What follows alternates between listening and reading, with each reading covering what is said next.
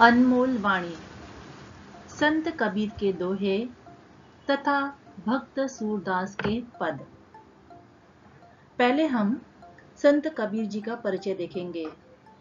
इनका जन्म लगभग 1998 उत्तर प्रदेश और इनकी मृत्यु लगभग 1518 में उत्तर प्रदेश में हुई थी।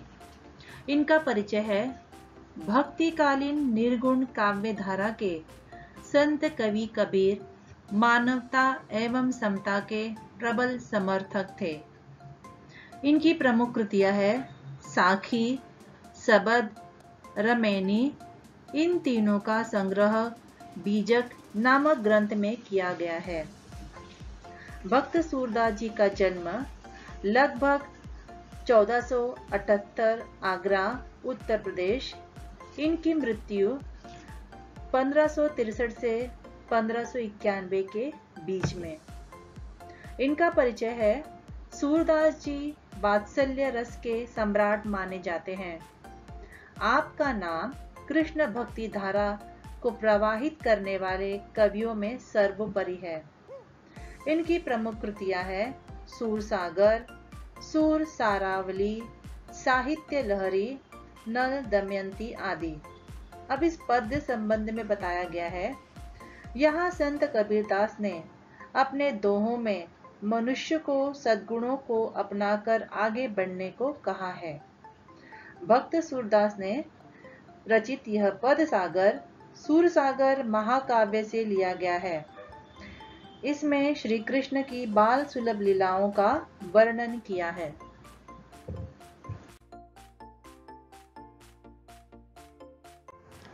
जैसा भोजन खाए तैसा ही मन होए, जैसा पानी पीजिए तैसी बाणी होए।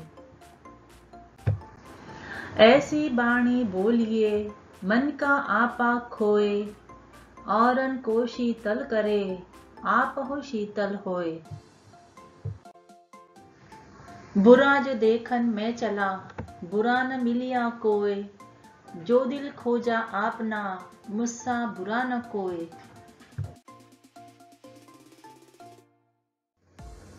मैया कबही बढ़ेगी चोटी, कितनी बार मोहि दूध पियत भई, यह अजहू है छोटी। तू जो कहती बल की बेनी जो, हवे है लांबी मोटी। काचो दूध पियावत पची पची देत न माखन रोटी। सूर श्याम चिर जीवो दो भैया, हरि हलधर की जोटी। जैसा भोजन खाए तैसा ही मन होए, जैसा पानी पीजिए तैसी बाणी होए। संत शिरोमणि कबीरदास कहते हैं कि जैसा भोजन करोगे वैसा ही मन का निर्माण होगा, और जैसा जल पियोगे वैसी ही वाणी होगी। अर्थात शुद्ध आहार तथा पवित्र जल से मन और वाणी पवित्र होते हैं। इसी प्रकार जो जैसे संगति करता है वैसा ही बन जाता है। लोग जैसा सोचते हैं वैसा ही करते हैं। जिनके मन में बुरे विचार घूमते रहते हैं वे देर सवेर छोटे या बड़ा गलत काम कर ही बैठते हैं।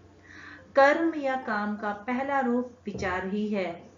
कौन क्या करने जा रहा है इसका अनुमान इस बात से लगाया जा सकता है कि कौन क्या सोचता है।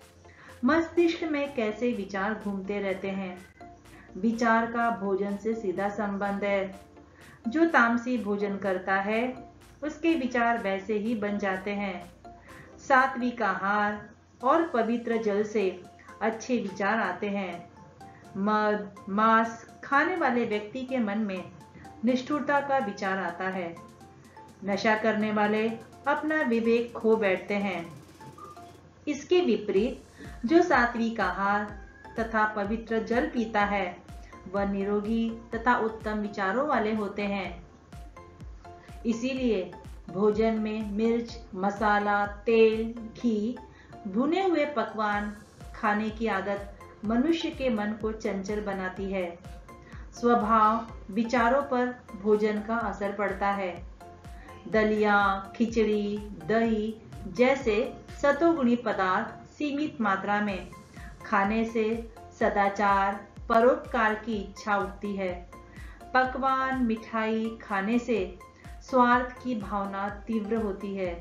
इसीलिए आहार तथा जल का विचारों के साथ संबंध जुड़ा हुआ है। हमारा खाना, पीना, सुनना, इसके ऊपर ही हमारे अच्छे विचार निर्भर करते हैं।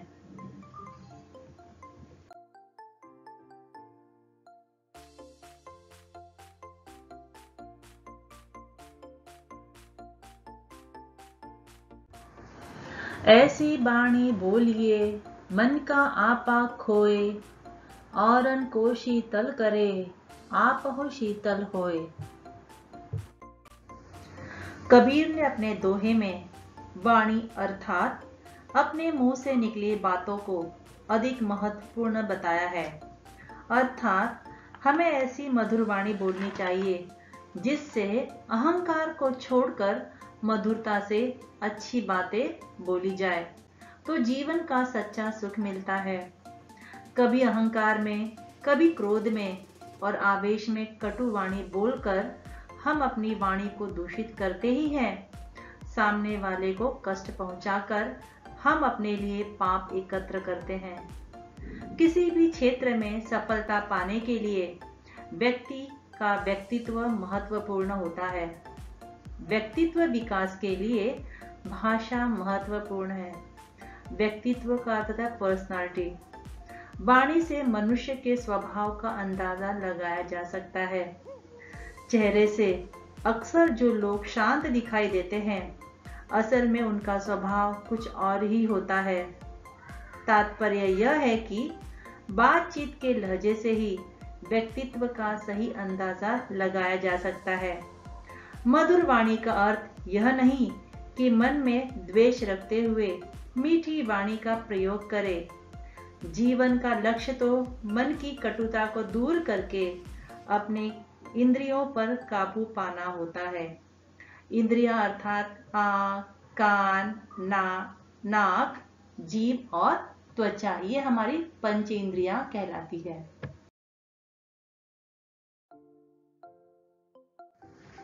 बुरा जो देखन मैं चला, बुरा न मिलिया कोय, जो दिल खोजा आपना, मुझसा बुरा न कोय। महान कवि कबीरदास जी ने अपने इस दोहे में कहा है कि मैं इस दुनिया में दूसरों की बुराई ढूंढने निकला था, मगर पता नहीं क्यों मुझे सारे संसार में कोई बुरा व्यक्ति नहीं मिला। फिर मैंने अपने दिल में झांक कर देखा तो मुझे पता चला कि इस दुनिया में मुझसे बुरा कोई है ही नहीं, मैं ही सबसे बुरा प्राणी हूँ। अपना उदाहरण देते हुए यहाँ कबीरदास जी ने समाज को शिक्षा दी है कि मानव इस दुनिया की बुराइयों को ढूंढने से पहले अपनी बुराइयां ढूंढो और उन्हें जड़ से खत्म कर दो। जब तुम ऐसा करोगे तो संसार में तुम्हें कोई भी प्राणी बुरा नहीं लगेगा। कबीर ने यहाँ यह कामना की है कि हम सभी अपने मन में छिपी बुराइयों को पहचानें और उन्हें खत्म करने की दिशा में काम करें। जब हम सत्कर्म करेंगे तभी तो हमारा जीवन सफल होगा।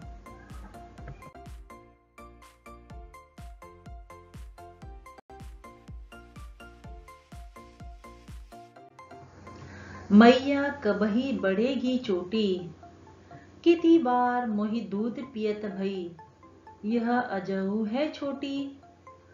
तू जो कहती बल की बेनी जो, हवे है लांबी मोटी। काचो दूध पियावत पची पची देत न माखन रोटी। सूर श्याम चिर जीवो दो भैया, हरि हलधर की जोटी।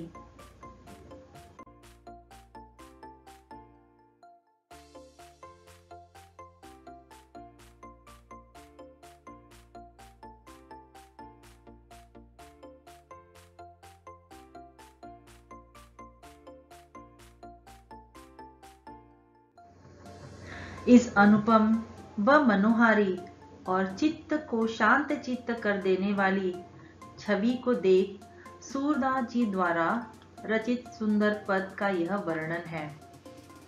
जैसा कि हम जानते हैं कि छोटे बच्चे दूध पीने में आनाकानी करते हैं।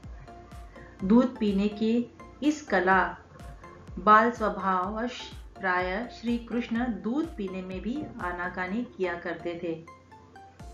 तब एक दिन माता यशोदा ने उन्हें लालच दिया। कहा, कान्हा, तू नित्य दूध पिया कर, केश तो तेरी चोटी बलराम दाऊ की चोटी जैसी लंबी व मोटी हो जाएगी। मैया के कहने पर कान्हा दूध पीने लग जाते हैं। अधिक समय बीत जाने पर कान्हा कहते हैं, अरे मैया, मेरी चोटी कब बढ़ेगी? दूध पीते मुझे कितना समय हो गया है, लेकिन अब तक मेरी चोटी छोटी ही है।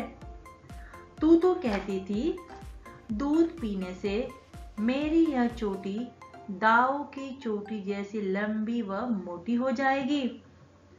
इसीलिए तू मुझे नित्य नहलाकर बालों को कंघी से संवारती है, चोटी गूंदती है, जिससे चोटी बढ़कर नागिन जैसी लंबी हो जाए।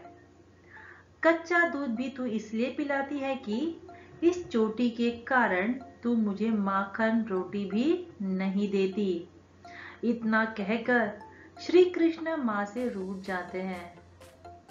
सूरदास जी कहते हैं, इस संसार में कृष्ण व बलराम की जोड़ी मन को सुख पहुंचाने वाली है।